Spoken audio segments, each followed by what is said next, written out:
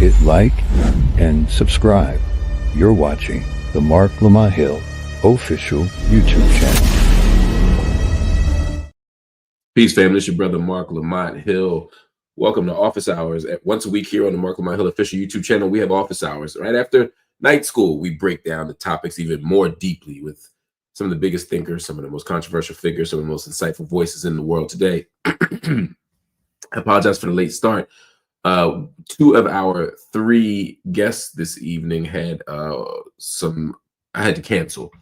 One had the flu, the other had a home emergency, and so we decided to postpone our end of the year panel. It was dope. It was fire. It was three of our faves, but I didn't want to leave you hanging. And this literally happened at 9:52. But I wanted to at least shout y'all out so that we could have, one last office hours for the weekend. My apologies for the delay. I actually drove from Philadelphia tired to make sure that I was here on time, because when we have guests, I got to be on time. I don't want to make the guests wait too long because they may not stick around. I try not to make y'all wait, but unfortunately some things happen. That said, I figured we could at least do a little live Q&A for a few minutes, not super long. And I mean it this time, Jazz LP. This ain't one of them. I'll do a few minutes and we end up talking about R&B for 2 hours. This is going to be a real one. But I wanted to do a live Q&A so we could have some conversation, so we could build, so we could talk about sort of how this year has concluded. I'm finally over this cold for the most part, although this cough comes back at night, so I'm gonna have to grab a bottle of water. But I want to again get the proceedings proceeding. But shout out to y'all, man. Shout out to y'all. It's funny. I couldn't remember if I wore burgundy before. I'm saying that because of Jason here. He said Mark rocking the burgundy. This is a different shirt. I was actually in Philadelphia and I had been there. I stayed an extra day and didn't have no clothes, and so I looked in the closet and I had like 5 sweaters. The fact that you say I wore this before concerns me, though, because what that means, although that was a polo sweater. This is different. This is Vince. But the point is, I buy the same clothes over and over again. I'm an old person who likes the same things. So I realized I literally have about 15 to 20 pair of the exact same jeans. I buy a pair of sneakers and I'd be like so hyped, and then I look in the closet and I already had that pair. And I got so many versions of the same sweaters. It's crazy. It comes with being old. So don't mind me. Anyway, I feel you, Zakiya, or not. I ain't saying we're not gonna talk R&B. I'm just saying sometimes when I get to that music bag, I end up talking for hours instead of minutes. But we're gonna do what we can. We could talk about some serious stuff. We could talk about some light stuff. We could talk about a lot of things. Cool Jack said you knew the scratch off was fake too. Let me tell you something, Jack. I did not. I'm gonna tell you, that'll be the first thing we talk about.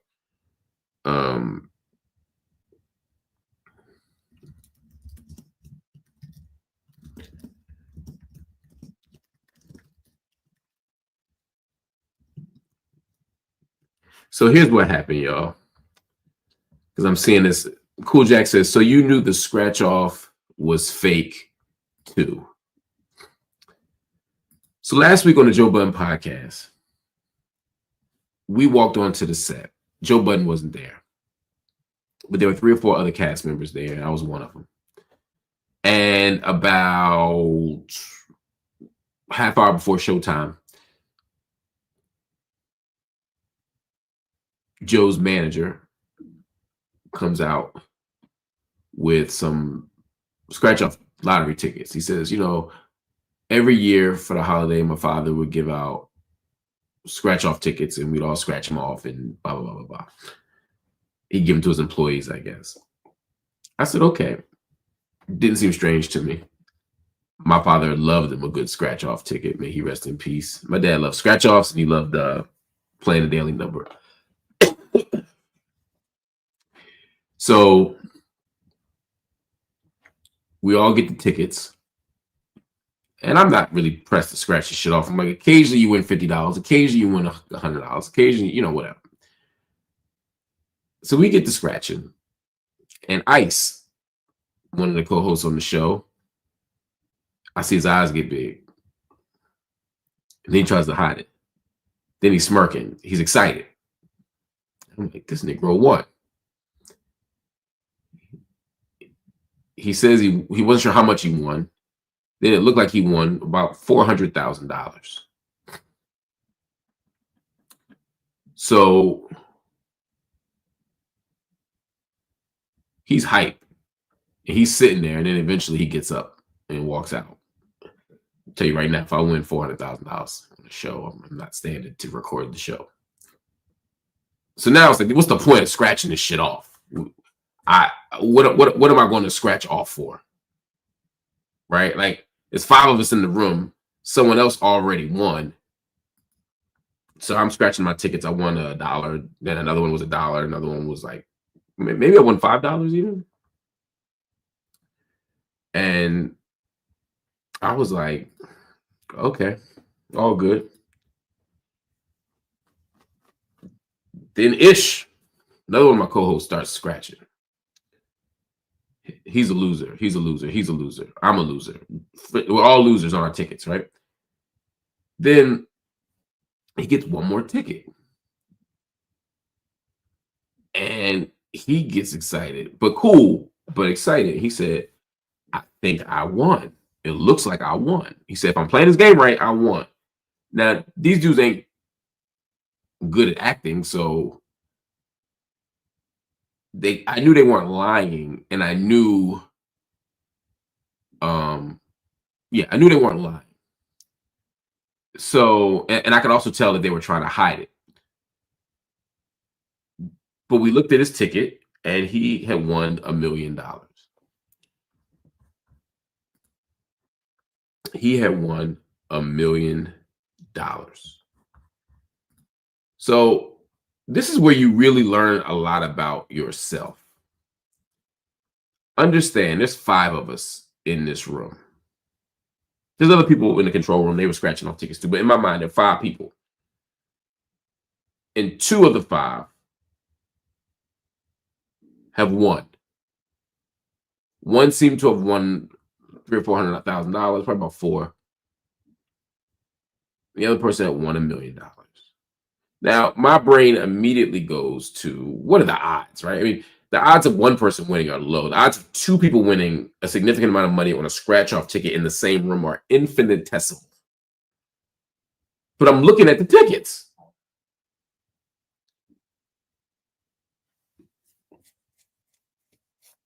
And I'm like, damn. So after the first win, I had called my wife and said, yo, Ice won. And it was a little ill because he was sitting in the seat that I had planned on sitting in. And I felt like if I had just gotten there a little bit earlier, because I'm always the first one there. I was like, if I had just gotten there a little bit earlier, I might have got that seat. But I couldn't because I had to do something. Oh, I had to take my son to daycare. So I'm sitting there like, damn. And then when homeboy won $1 million, I'm like, if I had just sat one seat over, if I had just done something different, I could have won. And I was sick. I called my wife back. First time I told her, she was like, damn. Second time, she was like, wait a minute, you had a 40% chance of winning and you didn't win? And I was like, right, this shit is crazy. And this is where you learn a lot about yourself. I was happy for them, genuinely happy. I was like, yo, this is good. Anybody could use that money, right? Some people are rich. Even rich people like to win $1 million. Even rich people like to win $400,000. Maybe Elon Musk wouldn't care, but the rest of us would care. We had to finish the show. They went to the store to validate their tickets, got them signed off, and they said, we're gonna go up to Albany because we're in New York. They're gonna go to Albany to get their money and and register the ticket as soon as the show was over. I was like, how can y'all sit here for 2 or 3 hours? How can y'all sit there for 2 or 3 hours and do a show? Man, What would y'all do? Tell me in the comments. What would y'all do if you win $1 million? What do you do? Do you stay at work? Do you continue to record? But you said me and Flip and Parks to my left, Flip was to my right. We're like, yo, we were sick. Like, yo, how the fuck did we lose? You know, no one is mad when they don't win $1 million on a scratch off ticket. The odds are literally 1 in a million. But if you find out later that 2 out of 5 people could have won or did win, all you think about is every tiny thing you could have done differently. I don't need $1 million, but I could use $1 million. Deception Manny just said, leave, it's a family emergency. Right, and I wouldn't lie. I'm going straight to the spot. I got nothing to say. So they both got up and left. So I'm thinking, oh, they're doing what I would do. They got up and left and went to the store. But then they came back after getting it validated and finished the show. I said, oh, these are some real professionals. And we spent a solid 20 minutes at the beginning talking about these winnings. And then we spent, we dipped in and out. I'm finding old tickets. I'm like a scavenger. I'm finding old tickets. I'm looking in the trash. I'm like, did any other ticket not get got? I ain't win shit. So then we leave. They get in the car and they go to Albany. I'll call to check on them. I don't hear back. So then I'm like, my wife is like, Mark, this just doesn't add up. No. So the theory was either they're lying. I was like, they're not good enough actors to be lying. And I can pick up on bullshit at that level.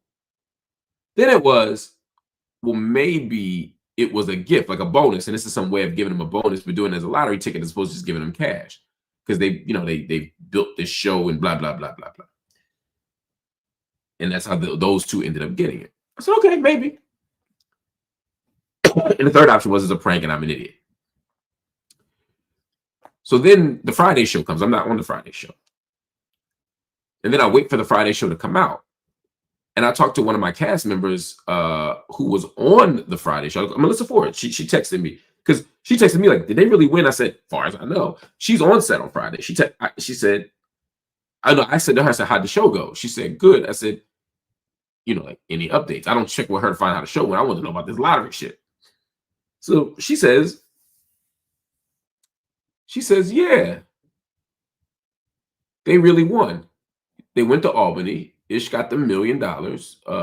They took the government takes taxes off the top, which I knew was the case. If you win $1 million, the government doesn't wait for you to pay taxes at the end of the year. They take 30 because you're automatically now in the highest tax bracket. They take 37% off the top. So if you win $1 million, $370 comes off the top.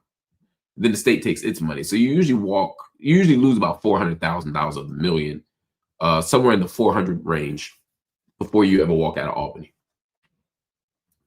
So I got the info on how much they paid, what they did. And then on the show,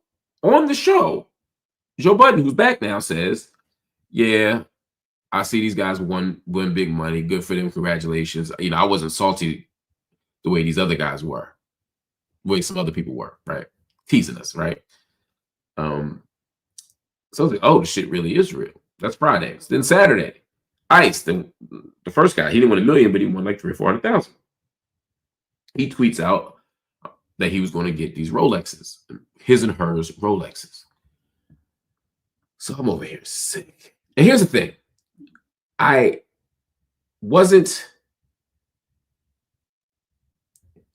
was genuinely happy for them.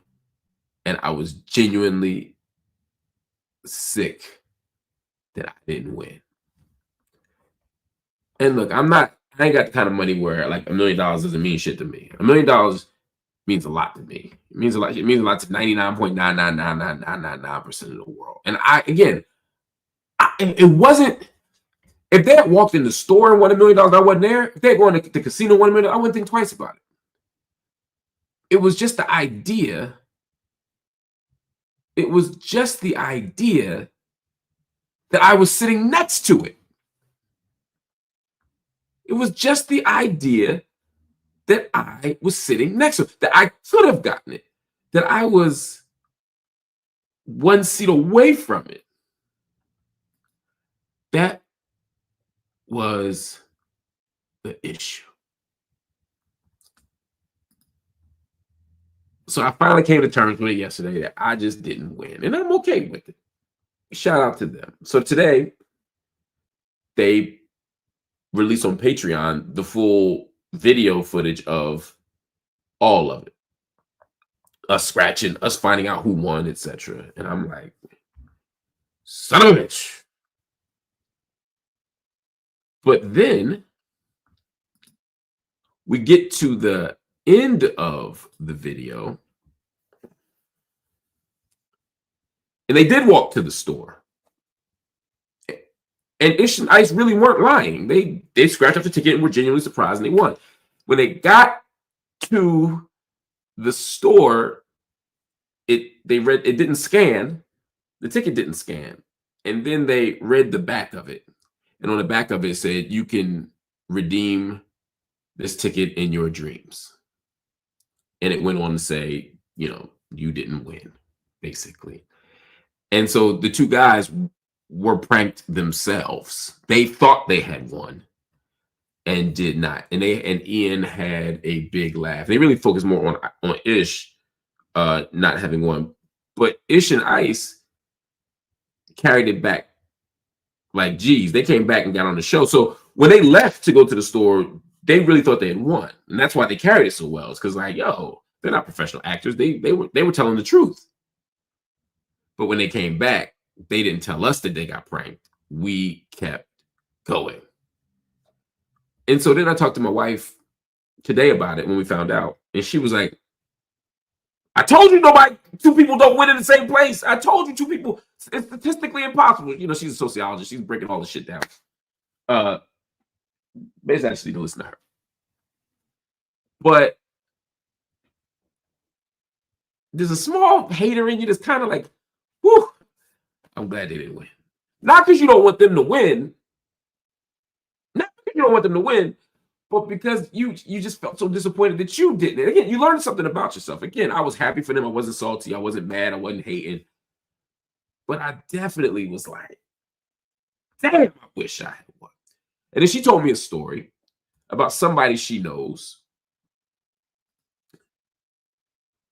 who did that to somebody in their family. They bought these fake lottery tickets, had the person thinking they won, let them think it for a while, and then broke it to them that they didn't, and they're still not speaking. Now, they didn't do it to me, so I'm not tripping. I feel you, Pool Jack. But the question for me is, and what do y'all think? I mean, like, what do y'all think? Is that an appropriate prank to do to somebody? Is that cruel? Is that over the top? Is that too far? Now, again, we all are in media. We all do fine. We've all touched enough money that, again, that's enough money to change our day. And for some people, it's enough to change their life. But what happens? I'm hearing now that people do this to their regular family members who work 9 to 5s and who make middle-class money or working class money. Can you imagine making $50,000 a year, scratching off a ticket and thinking you just won $1 million? And thinking that for like an hour or 2 or 3 or 4 or a day? I don't know. I'm not salty because, but I could see how somebody would be angry about that.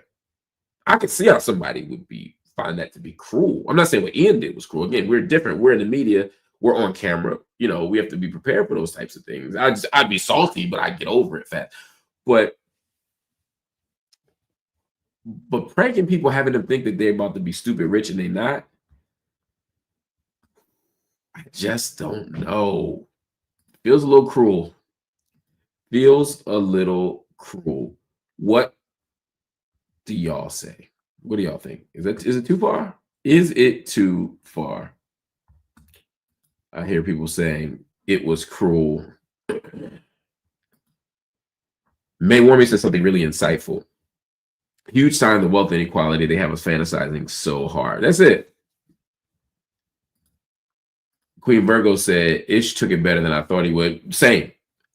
I mean, here's the thing. Ish has seen money before. Ice has seen money before. You know, Ish has definitely put his hands on the amount of money that he thought he won before. So it wasn't like he thought he won $100 million, right? So I think that helped him be cool about it. But I'm sure there was a little part of him that was like, because again, I don't care. I'm not saying within the realm of normal society. I'm not talking about the billionaires or the 100 millionaires, but for most people, if you win $1 million, even after you pay all the necessary taxes, if you get $500,000 cash, there's things you can do. Most people's homes can be paid off for that. Not everybody's, but most people's, right? Most people could take care of their kids' college for that, right? Most people could make a conservative investment that would allow them to have a much brighter retirement future. I mean, $500,000 or $1 million will change your life. So to Rosability's point, there's a way that it's like, yeah, she said the joke is ha, poor people. Whew. Now, to be clear, Joe wasn't there. This was not Joe Budden. Joe didn't do this. I don't know, man. I just want to. I didn't even want to tell that story, but since somebody asked, I figured I'd get that story off. So that's the story. That's what happened. That's how it happened. And I can tell you with complete certainty that I would never, ever do that joke to anybody. It's not funny to me. Like, I don't mind a prank, but it's not particularly funny to me. And it's certainly not funny enough to justify the feelings that it might create in somebody. Like, they might legitimately feel a way. They should legitimately feel a way. I would legitimately feel a way if I were a poor person or a working class person and I thought that I'd won enough money to change my life. I mean, you know, again, I'm not saying what Ian did was fucked up, because again, we're in this business and we're in a different financial space. But you know, there's somebody who's praying to get their mama surgery, and if somebody were to prank them that they won $1 million, and now they're like, oh, I can get my mama that heart surgery. Oh, now I can finally retire my dad. He doesn't have to dig ditches anymore. I can put him in a retirement. Oh my God, I don't have to dance on this pole anymore to send my kids to college. Whatever the thing is, right? Like, so I just don't understand why some of y'all be pranking people to have them think they won $1 million when they didn't, or $10 million or $100 million. I've seen. I didn't know about this until today, but I'm hearing that people do that, and that's just wild to me. I don't understand it. I don't get it. It's even wilder if you let the joke go on for hours or days, because then that's some other shit. But anyway, we can move on. But I know y'all wanted to know that story, so that is the story. What else I got for a brother?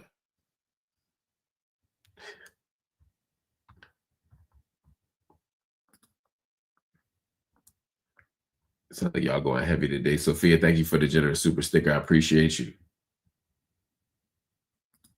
Stacia said, one said, what's your thoughts on the video released by Israel showing Hamas weapons in Kamal Adwan Hospital?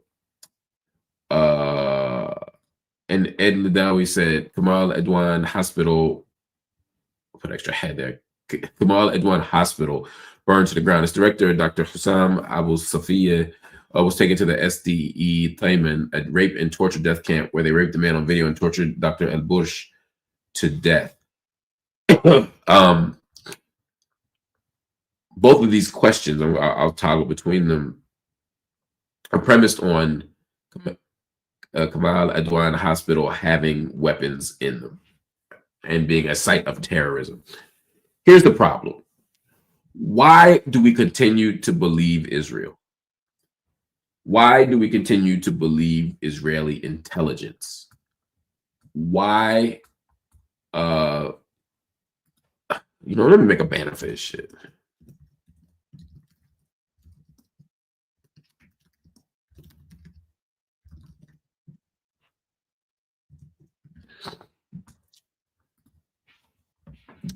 Reports have come out that Kamal Adwan Hospital has been a site of terrorism, that weapons have been found. We got two questions that have come in that deal with this. One is from Ed Ladawi, who said Kamal Adwan Hospital burned to the ground. Its director, Dr. Hussam Abu Safiya, was taken to SDE Taiman, a rape and torture death camp where they raped a man on video and tortured Dr. El Bursh to death. And of course, Stacia said, what are your thoughts on the video released by Israel showing Hamas weapons in Kamal Adwan Hospital? Here's the problem. One, the Israeli government and the Israeli military lies relentlessly. They for decades, if not a century, they have released video footage or radio statements before then. They have issued press releases. They have published reports that make claims about what Palestinians are doing. And they then engage in reckless and wildly disproportionate military interventions in response to those alleged actions. And then a year later, 6 months later, 10 years later, 5 years later, we find out that what they said they discovered wasn't actually true. The story of Gaza consistently is, oh, there's terrorism here. Oh, there's weapons under this hospital. Oh, there's a bomb here. Oh, there's a terrorist cell there. And then after they publish those things, after they release that information, they then tell us, oh, you know what? Turned out that wasn't right. We're just a year past Al-Shifa Hospital. Al-Shifa Hospital was supposed to be this big terrorist cell. Oh my God, they built tunnels and rooms. Turned out, no, Israel built those tunnels and rooms in the 80s. Oh my God, there's so much stuff. When they finally went into Al-Shifa Hospital in the basement, they found like a couple of grenades, one gun, and like a pack of figs. Like it was hardly a terrorist cell. And so I don't believe that because Israel said it, it's true. Now people will say, oh my God, why are you doing this? Well, because governments lie. I don't believe the US government releases it. I don't believe it if the Venezuelan government releases it. I don't care. I don't believe if the French government does it. It's not that Israel's being held to a different standard or a more difficult standard. Israel's being held to the same standard. I'm telling y'all, stop holding Israel to a lower standard. The Israeli government lies. Benjamin Netanyahu lies a lot.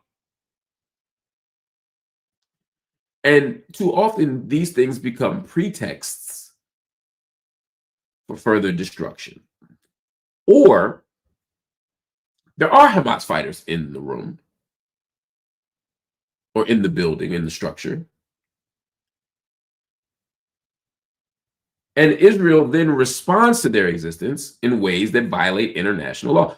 Just if there's a hospital with sick people in it, filled with civilians, and I find out that Hamas is in there, doesn't mean I get to just, there's 5 Hamas people or there's a Hamas senior officer in the basement. Don't mean I get to blow the hospital up and kill everybody.